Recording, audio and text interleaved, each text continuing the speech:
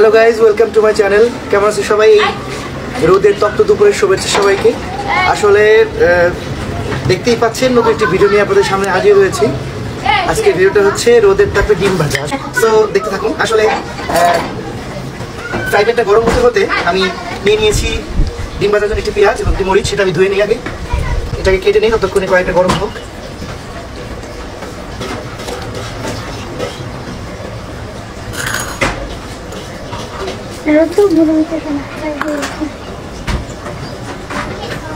Facebook এবং YouTube খুললেই দেখা যাচ্ছে যে রোদের তাপে ডিম ভাজা। তো আসলে ছাদ এবং উঠানে প্রায়ই দেখা যাচ্ছে যে অনেকেই ডিম ভাজছে। তো ডিম আসলে ভাজা কেন হবে না, কারণ আজকেও 43 ডিগ্রি সেলসিয়াস। তো আমিও একটু ট্রাই করে দেখলাম, কিউরিওসিটি বলতে পারে যে আসলে এটা সম্ভব কিনা। তো যাই হোক, ভিডিও করার মোটামুটি আধা ঘন্টা আগে থেকে ফ্রাই প্যানটা রোদে দিয়ে রাখছি যাতে গরম হওয়ার জন্য। তো সেই ফাঁকে তেলটা দিয়ে নিলাম এবং তেলটা দিয়ে পেঁয়াজ মরিচটা কেটে নিচ্ছি এবং এরপরে আরো কিছুক্ষণ তেল দিয়েছি যাতে আরো কিছুক্ষণ গরম হয় এবং এরপর ডিমটা আসলে ভাজা হবে, কারণ তেল গরম না হতে আসলে ডিম দিয়ে লাভ নেই। সো আশপাশের বৌদি এবং অন্যান্য যারা আছে বাচ্চারা প্রচুর বিরক্ত করছিল। তো তারপরেও চেষ্টা করছি, দেখা যাক তো শেষ পর্যন্ত ডিমটা ভাজা হয় কিনা, অপেক্ষায় রয়েছি। তো আমি আসলে শুধু ডিম কেমন লাগবে এই জন্য একটু পেঁয়াজ মরিচ একটা করে দিয়ে ডিমটা আসলে ভাজার চেষ্টা করছি। তো তেল দেওয়াটা মোটামুটি অনেকক্ষণই হয়ে গেল, তো এই জন্য ডিমটা দিয়ে দিলাম।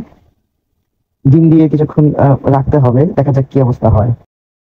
আসলে যে গরমটা যাচ্ছে এবং গ্যাসের যে পরিমাণ দাম, এই জন্য আমি আপনাদের সহ আমার যে গার্ডিয়ান গুলো আছে তাদেরকে রিকমেন্ড করবো আপনারা অবশ্যই এই টেকনিকটা কাজে লাগান এবং আমার দাদাদের যে পয়সাগুলো আছে একটু হলেও সাশ্রয় করুন। কারণ আপনারা তো আসলে বুঝবেন না আমরা কতটা কষ্ট করি, যেহেতু আপনারা কি বলবো, কিছু বললাম না, আবার বললে ঝামেলা আছে। তো আমার মতো এই টেকনিকটা আপনারা অবলম্বন করুন। যাই হোক, ডিম দিয়েছি, তাও মোটামুটি 10-15 মিনিট হয়ে গেছে। আসলে কি বলবো, প্রায় 1 ঘন্টার একটা যুদ্ধ, ফ্রাই প্যানটা রোদে দেওয়া থেকে শুরু করে মোটামুটি ডিমটা কিন্তু দেওয়ার পরেও প্রায় 15-20 মিনিট পর আসলে এই অবস্থায় আসছে।